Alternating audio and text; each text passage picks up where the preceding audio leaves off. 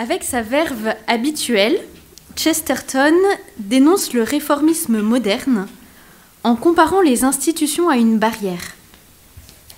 Aux réformistes naïfs qui s'empressent de l'ôter, cette barrière n'a aucun sens. Un réformateur un peu plus sensé lui objecte que, à moins de considérer que nos prédécesseurs étaient tous fous, auquel cas la folie serait une maladie héréditaire, tant que l'on n'a pas compris la raison d'être de la barrière, il vaut mieux ne pas l'enlever. C'est seulement une fois que l'on a saisi pourquoi nos prédécesseurs ont construit cette barrière, par exemple ici la présence de loups à l'extérieur et de moutons à l'intérieur, que l'on pourra se poser la question de l'enlever si les loups ou bien les moutons ont disparu, ou alors si le loup est devenu végétarien. En somme, pour Chesterton, ce n'est qu'après avoir compris le pourquoi d'une règle ou d'une institution qui nous semble absurde que l'on peut envisager une réforme. La remarque, appliquée dans l'ordre naturel, est de bon sens. Appliquée à l'Église d'institution divine, elle prend encore plus de poids. Il s'agit, avant de vouloir réformer l'Église, d'essayer d'en comprendre la nature propre, son identité, de comprendre ce qui en elle est d'institution divine, instituée par Dieu, que l'on ne peut donc pas toucher, sauf à se prendre pour Dieu, et ce qui est laissé à l'appréciation des hommes, sans se départir, même dans ce deuxième cas, de la prudence et du bon sens de notre Britannique pragmatique. Il s'agira donc ici de dresser un panorama de la crise. Ce que je ferai d'abord dans une première partie qui sera que dans ma communication écrite, donc que je ne brosserai pas à l'oral, d'en présenter les racines et présupposés idéologiques, donc modernisme et progressisme. Puis, alors là ce sera ma première partie à l'oral, d'en montrer le danger par rapport à ce qui fait l'identité de l'Église, c'est-à-dire son union au Christ, ce qu'elle est en elle-même, et puis sa mission, sa triple charge de sanctifier, enseigner et gouverner. Puis nous pointerons des dangers imminents, en particulier celui du chemin synodal allemand. Donc grand A, la crise de l'Église, de l'identité et de sa mission. À la source de la crise, nous trouvons le modernisme et le progressisme. Le modernisme consiste en une rationalisation de la foi, en refusant le surnaturel, la grâce, les miracles, et en réécrivant de façon purement rationnelle les dogmes et l'écriture sainte. Le progressisme, quant à lui, continue la déconstruction en déconstruisant même la raison. Donc il ne reste plus rien. À partir du marxisme et des sciences sociales, le progressisme considère toute norme, tout interdit, toute règle, qu'elle soit sociale ou morale, comme une structure de domination à déconstruire. Et tout acte humain découle de déterminismes sociaux, culturels ou psychologiques. Donc on relativise la responsabilité dans l'accomplissement du mal. On comprend dès lors que la crise se focalise sur le sacerdoce et la constitution hiérarchique de l'Église, les structures de pouvoir, d'une part, et d'autre part sur la notion de péché, que l'on relativise. On ne comprend plus son caractère d'offense à Dieu et on le réduit à une simple faiblesse. Le progressisme n'agit pas comme le modernisme, à partir d'un raisonnement, mais à partir de slogans, d'images, de confusion doctrinale, tenant un discours volontairement ambigu. Or, ces deux idéologies s'attaquent frontalement à la nature même de l'Église, donc d'abord à ce qu'elle est, à son union à Dieu, cette union par laquelle l'Église reçoit la vie qu'elle doit communiquer, donc c'est sa mission, de communiquer la grâce, cette vie divine, qui s'opère, cette communication, donc par l'enseignement, la sanctification, et puis la charge de gouverner. Donc, petit 1, une crise morale et spirituelle, la crise de l'union au Christ. Ce qui fonde l'Église, dans son identité, sa nature profonde, c'est l'union à notre Seigneur. C'est par cette union, réalisée par la communication d'un seul et même Esprit Saint, qui habite en nous tous, membres de l'Église, qui nous enseigne et nous transforme. C'est dans cet Esprit Saint que nous sommes unis et configurés au Christ. Cette union au Christ par l'Esprit Saint se développe à travers la prière et le combat spirituel, donc par les vertus et l'oraison. Ce sera mes 2 points. Une des manifestations les plus douloureuses de la crise des vertus et de l'union à Dieu est bien sûr la crise morale dans l'Église. La crise des abus en est la face émergée de l'iceberg. Que de vies brisées, quelles injures envers notre Seigneur. Pourtant, derrière ces péchés médiatisés, combien d'autres dans l'ombre, le silence. Mais surtout, quelle passivité pour dénoncer pornographie ou libéralisation des mœurs. Combien de justifications théologiques d'actes mauvais. Quelle réception pour les encycliques morales qui dénoncent le péché, comme Veritatis Splendor ou Humanae Vitae, encycliques qui rappellent qu'il existe des actes intrinsèquement mauvais. Qui parle encore de pénitence pour réparer? Pourquoi le rapport Sauvé ne place-t-il pas la définition du péché comme refus de Dieu au cœur de sa réflexion théologique? Le rapport Sauvé s'appuie d'abord sur les sciences humaines. Rappelons-le, les sciences humaines, sociologie, psychologie, histoire, ont leur légitimité. Elles rendent compte des lois de fonctionnement de la nature humaine et de son milieu, de la société. Or, l'Église étant composée d'hommes, dont la grâce ne supprime pas mais élève la nature, elles ont une certaine légitimité.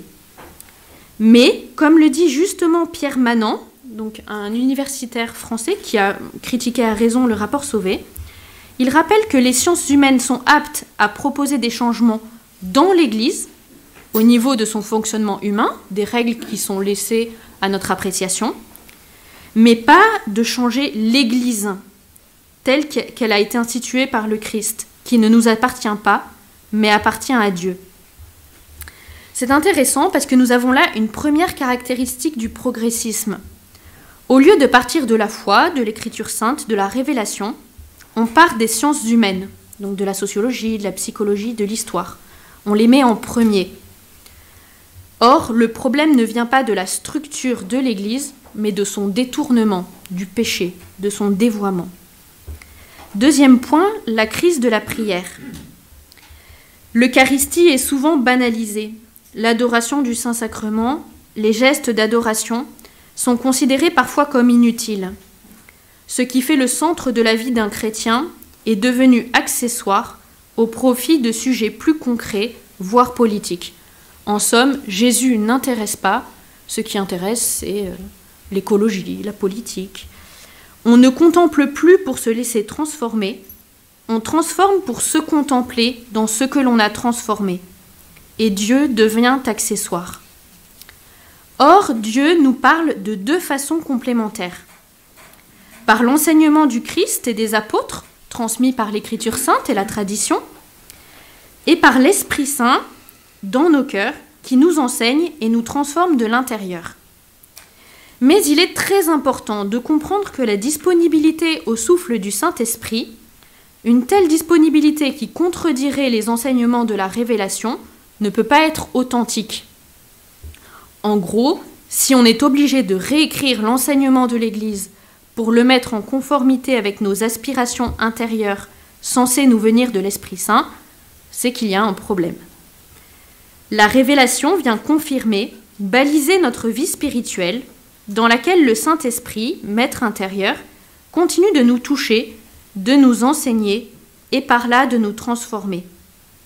Nous voyons donc que la crise de la foi, et donc de l'enseignement, a des répercussions très graves sur l'union à Dieu, la vie intérieure et la sainteté.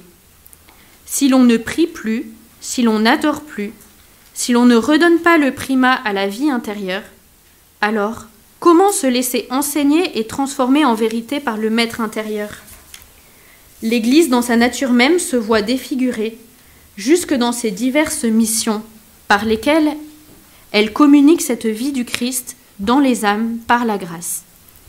Donc, petit 2, une crise des sacrements et de la charge de sanctification, donc la première mission de l'Église.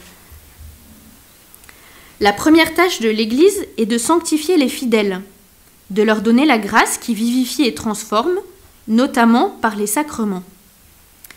Or, la crise des sacrements consiste d'une part dans la dissociation entre la grâce, qui est invisible, et le rite, le sacrement, ce que l'on voit, qui est visible.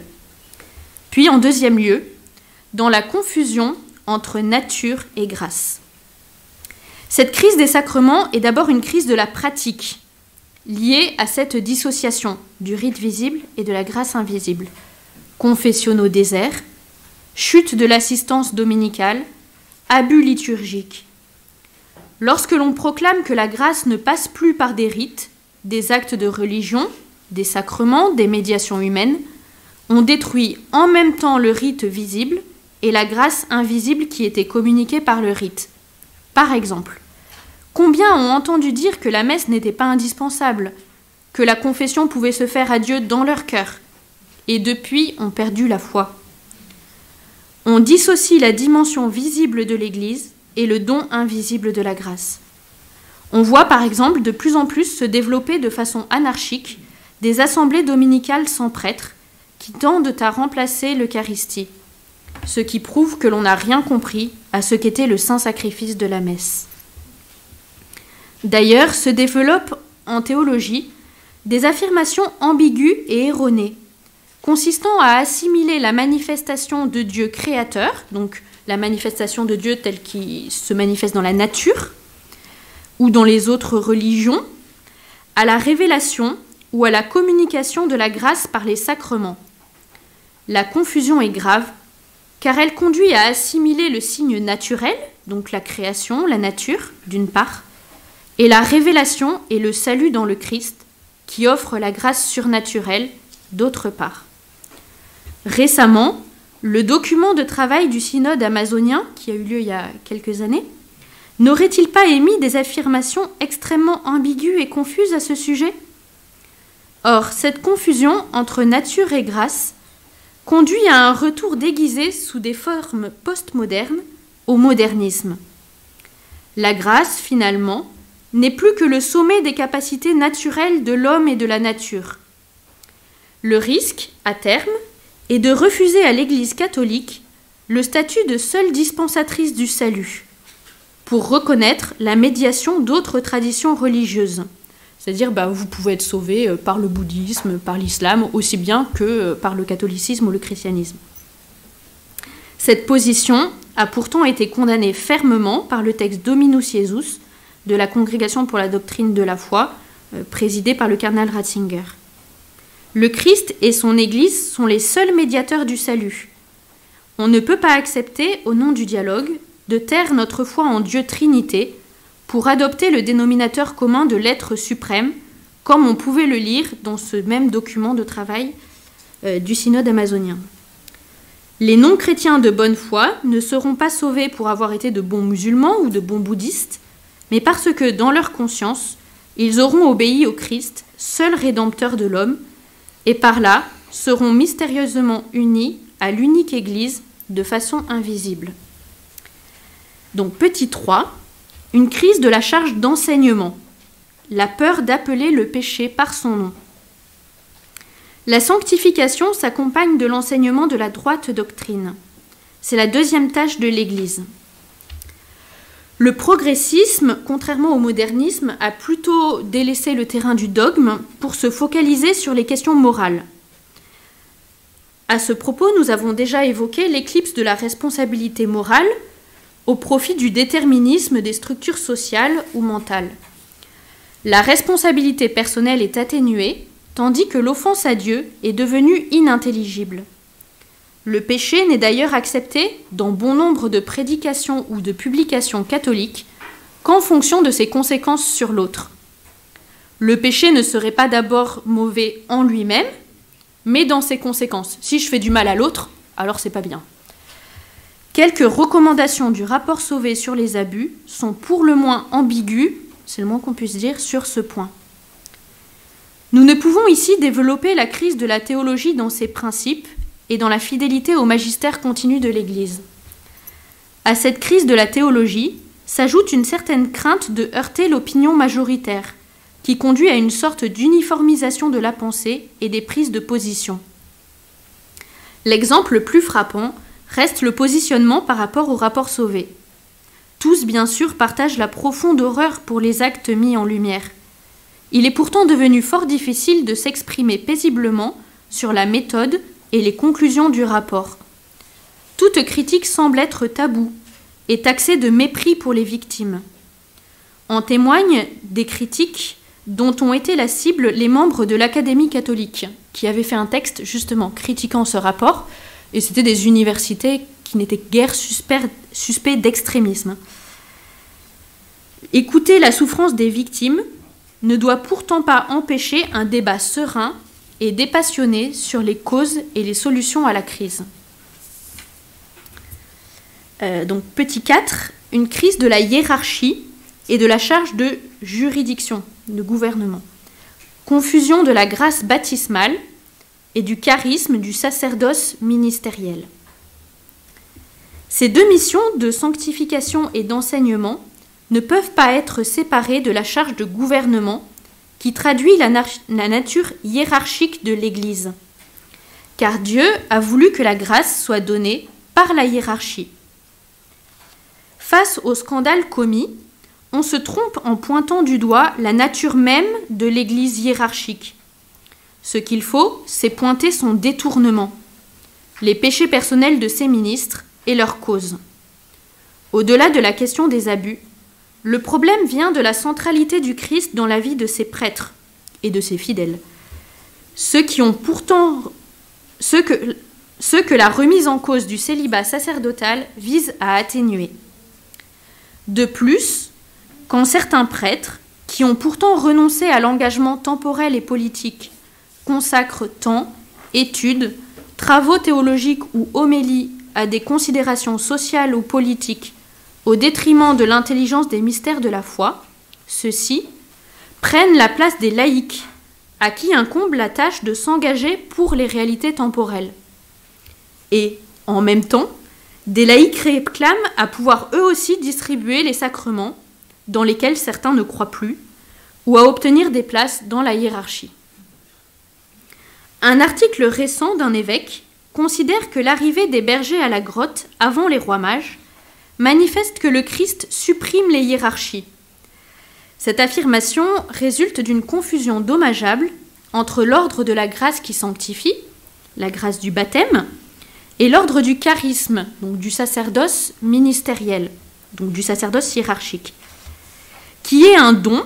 Donc ce charisme ministériel, ce sacerdoce, est un don au service de la communauté et de la transmission de la grâce. Alors oui, cet évêque a raison, dans l'ordre de la grâce et de la sainteté, les hiérarchies naturelles sont supprimées, seulement dans cet ordre-là. La petite dame, à côté du pilier, qui adore tous les jours, égrène son chapelet, soigne sa voisine, achète son pain au petit monsieur au bout de la rue. Cette petite dame qui croit à l'enfer, chante trop fort et ne met pas son masque, précédera peut-être tel évêque ou tel cardinal au ciel. Car, dans l'ordre de la sainteté, c'est l'ordre de la charité surnaturelle qui règne.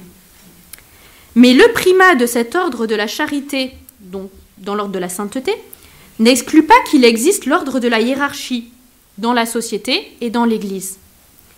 Cette hiérarchie est au service de la communication de la grâce dans les âmes, du moins dans l'Église. Elle n'a de sens qu'à son service et à celui de l'unité dans la foi et la charité. En ce sens, apprendre par exemple que pendant le confinement, des prêtres ont refusé de confesser ou que des fidèles se sont vus refuser la communion, ça, c'est un non-sens absolu. L'autorité est un service nécessaire que le Seigneur n'a pas supprimé, mais qu'il a orienté vers un bien encore plus grand, celui de la grâce.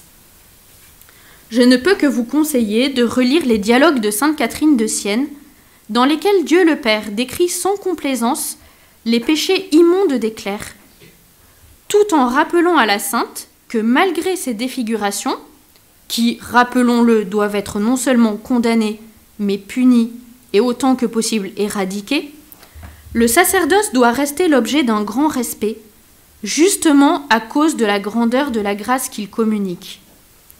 Ce respect n'implique ni complaisance pour le péché qui défigure la sainteté du sacerdoce, ni égalitarisme qui ferait du sacerdoce une fonction comme les autres. Or, l'idée aujourd'hui des réformateurs, c'est de réformer l'Église pour qu'elle soit plus synodale et égalitaire. Mais cette réforme ne devrait pas venir d'en haut, ce serait encore une manifestation de cléricalisme, mais d'en bas, de la base. Enfin, ce refus d'une Église hiérarchique s'est traduit aussi par un délaissement du droit de l'Église. Vous trouverez un développement dans la communication écrite. Ces déviations atteignent une sorte de sommet dans le chemin synodal allemand. Le plus simple est d'en brosser un bref panorama. Donc ce sera mon grand B. À la suite des scandales de mœurs ayant secoué l'Église en Allemagne, un projet de recherche interdisciplinaire est confié à des universitaires entre 2014 et 2018. Le but de cette étude était de déterminer la fréquence des abus, de décrire leur forme et d'identifier les structures et dynamiques susceptibles, au sein de l'Église, de favoriser les abus.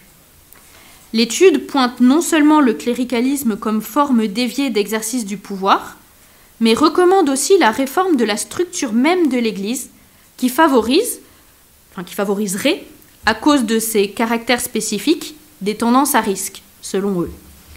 Elle demande également la réécriture de la morale de l'Église. Je cite. « Les résultats de l'étude obligent à examiner la signification des vues de la morale sexuelle catholique sur l'homosexualité dans le contexte des abus sexuels sur mineurs. Il faut repenser d'urgence l'attitude fondamentale de refus adoptée par l'Église catholique d'ordonner des hommes homosexuels. Il faut créer une atmosphère ouverte et promotrice de tolérance. » Fin de citation. Donc, toutes les citations que je vous donne sont issues du site de la Conférence épiscopale allemande et donc des divers documents qui ont été publiés. Il faut enfin réformer non seulement la façon dont les prêtres vivent leur sacerdoce, mais le sacerdoce lui-même. Je cite. « La transformation des structures cléricales du pouvoir passe par une réflexion fondamentale sur le ministère sacré du prêtre et sur la façon dont ce dernier voit son rôle. Le problème fondamental, qui est celui du pouvoir clérical. Vous avez reconnu là, en quelques lignes, une mise en cause à la fois de la façon dont l'Église a exercé traditionnellement sa charge d'enseignement, ici sur les matières morales, de sa charge de sanctification par la remise en cause du sacerdoce au service de la communication de la grâce, et de sa structure même liée à sa charge de gouvernement. À la suite de ce rapport, après l'assemblée plénière de Lingen du 11 au 14 mars 2019, la mise en place d'un chemin synodal est annoncée par le cardinal Marx. Donc c'était jusqu'à il y a peu le président de la conférence épiscopale allemande. Les forums aborderont les questions suivantes. Alors tout est déjà pouvoir, participation, séparation des pouvoirs, morale sexuelle, chemin de la vie sacerdotale, la place des femmes dans l'Église. Lors de cette assemblée, on peut entendre, je cite, « Pouvoir, célibat, moralité sexuelle. Aucune des trois questions n'est nouvelle, mais ce qui est nouveau, c'est qu'on ne peut plus nier leur lien destructeur. » Philippe Müller, professeur de théologie morale à Mayence, propose l'ordination d'hommes mariés. Enfin, Eberhard Schockenhoff, professeur de théologie morale à Fribourg, remet en cause le dogme du péché originel et plaide pour une reconnaissance inconditionnelle des partenariats homosexuels pourvu que la relation soit stable et porteuse de valeurs, je cite, d'amitié, de fiabilité, de fidélité et d'amour. Le 11 avril, Benoît XVI sort de son silence pour publier un texte courageux et fort critiqué dans lequel il porte son propre diagnostic sur la crise des abus. Donc c'est une réponse directe au rapport de 2018. Il y pointe notamment la crise de la révolution sexuelle de 68 et la crise de la théologie morale, le rejet du magistère, la crise de la formation sacerdotale et l'insuffisance du droit pénal de l'Église dans le Code de 1983. Donc un diagnostic en complet décalage avec celui des Allemands. En juin, dans une longue lettre au peuple de Dieu qui pèlerine en Allemagne, Le pape François pointe quant à lui la, je cite, « tentation de réorganiser les choses et opérer les changements par nous-mêmes », fin de citation, tout en proposant à l'Église d'Allemagne, je cite, « sa contribution au parcours synodal », fin de citation. Il manifeste à l'Église d'Allemagne son désir de marcher à ses côtés, en faisant part de ses propres réflexions sur la synodalité. Le 4 septembre, le cardinal Ouellet signifie dans une lettre au cardinal Marx les conclusions du rapport du Conseil pontifical pour l'interprétation des textes législatifs. Les statuts du chemin synodal y sont déclarés non conformes au droit canonique. Pourtant, rien n'est changé et le synode se poursuit.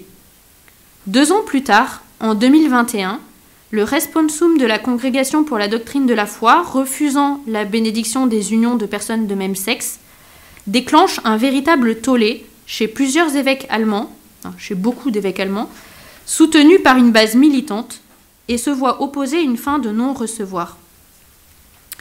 Lors de la dernière réunion du chemin synodal, donc tout récemment, le 5 février de cette année, ont été votés, je cite, « 2 textes d'action dont la mise en œuvre doit commencer immédiatement », alors qu'on se souvient que les statuts du chemin synodal n'ont pas été reconnus, mettant en place explicitement, entre autres, le mariage des prêtres et l'ordination des femmes, en contradiction avec la mise au point exprimée de façon quasi infaillible par saint Jean-Paul II dans Ordinatio Sacerdotalis. Il est bien précisé que ces décisions sont la réponse au rapport sur les abus sexuels et qu'une discussion, donc on ne parle même plus d'approbation, doit s'engager avec le secrétariat général du synode romain pour que la voie puisse s'ouvrir pour l'Église universelle. Bien que le chemin synodal ne soit pas encore clos, la pratique a déjà commencé. Un programme de formation pour les femmes en vue du diaconat est mis en place depuis 3 ans. Dans de nombreux diocèses, des prêtres bénissent officiellement des couples homosexuels avec l'accord de leurs évêques, contre l'interdiction formelle de la Congrégation pour la doctrine de la foi. Un site internet recense d'ailleurs publiquement les lieux et les dates de ces événements. Des pratiques d'intercommunion entre catholiques et protestants se sont multipliées. Certains évêques n'appliquent plus les décrets et directives romaines dans leur diocèse. Face à cette situation, on peut s'étonner du silence relatif et de l'absence totale de sanctions de la part de Rome. Cela évite à l'Église d'Allemagne de se trouver en état de schisme formel, bien que toutes les conditions du schisme et de l'hérésie soient réunies de fait. Cela n'est pas sans porter à confusion. Donc, petit 2, que faire ? Devant la confusion, il existe 2 écueils. Le premier, c'est celui de suivre la masse, de ne plus voir le problème et de relativiser. C'est la mondanité et le divertissement. Rappelons-nous les mots du père de Lubac cités par le cardinal Sarah. « Si l'hérétique ne nous fait plus horreur aujourd'hui comme il faisait horreur à nos ancêtres, est-ce à coup sûr parce que nous avons au cœur plus de charité ?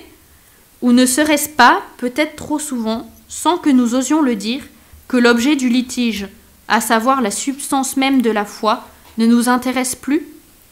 Alors, en conséquence, l'hérésie ne nous choque plus, ou du moins, ne nous bouleverse-t-elle plus comme ce qui tenterait de nous arracher l'âme de notre âme ? Ce n'est pas toujours, hélas, la charité qui a grandi ou qui est devenue plus éclairée. C'est souvent la foi qui a diminué, le goût des choses éternelles. Vivre dans la confiance ne signifie pas ne pas souffrir. Rester de marbre signifierait pour le moins que notre charité s'est considérablement refroidie. Cela ne signifie pas taire la vérité pour rester dans le consensus, car à notre mort, nous répondrons de nos actes et de nos silences devant Dieu. Vivre dans la confiance signifie garder ferme la foi, sans se durcir ni s'aigrir. Et tel est le deuxième écueil opposé, celui de l'aigreur et de l'amertume, de la perte de confiance. Après le premier mouvement de colère légitime, doit succéder la contemplation de la Vierge Marie au pied de la croix. À notre tour, demandons à notre Seigneur qu'il nous affermisse lui-même dans la foi. Les portes de l'enfer ne peuvent prévaloir contre l'Église, quelles que soient les tempêtes. Or, il a pu arriver, dans l'histoire, que sous couvert de bien, survienne la tentation du schisme, c'est-à-dire la rupture, non avec le pouvoir d'enseignement magistériel traditionnel de l'Église, ni avec le pouvoir de sanctification par les sacrements, mais avec le pouvoir de juridiction. Mus par l'exaspération devant la corruption du personnel de l'Église, des chrétiens se sont coupés de la source, faute de distinguer la personne pécheresse et la fonction ministérielle ou magistérielle qui, elle, est sainte.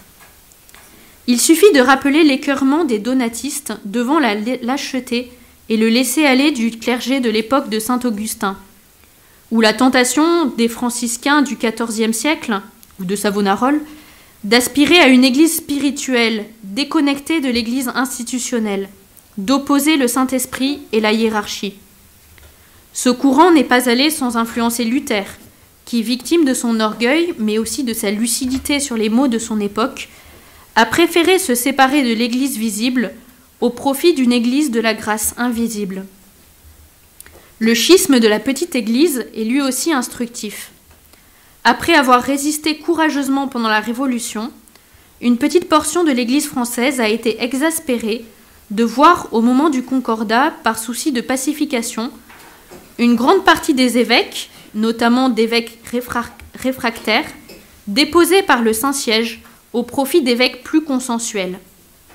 Enfin, le schisme de Monseigneur Lefebvre s'enracine également en partie dans une profonde inquiétude devant les excès et les abus dans l'Église des années 80. Aujourd'hui, cet écueil est-il toujours d'actualité ?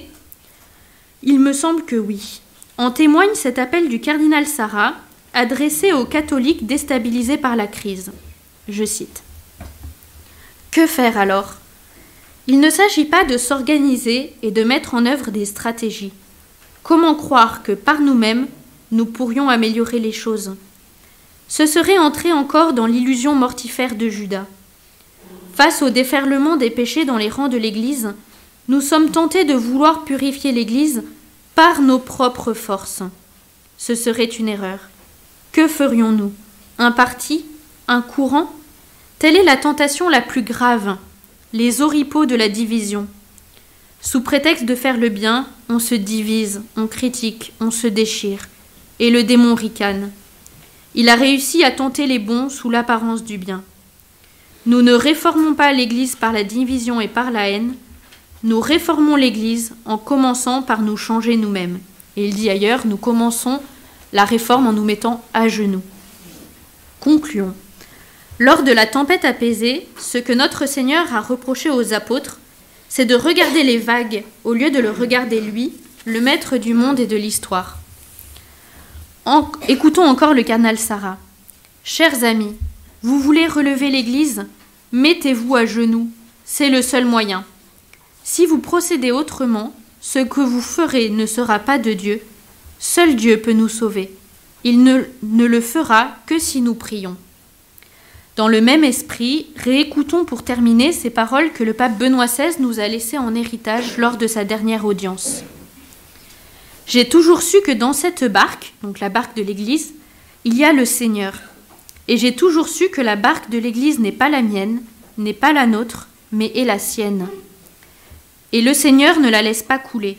C'est lui qui l'a conduit, certainement aussi à travers les hommes qu'il a choisis, parce qu'il l'a voulu ainsi. Cela a été et est une certitude que rien ne peut troubler. Ne perdons jamais cette vision de foi, qui est l'unique vraie vision du chemin de l'Église et du monde.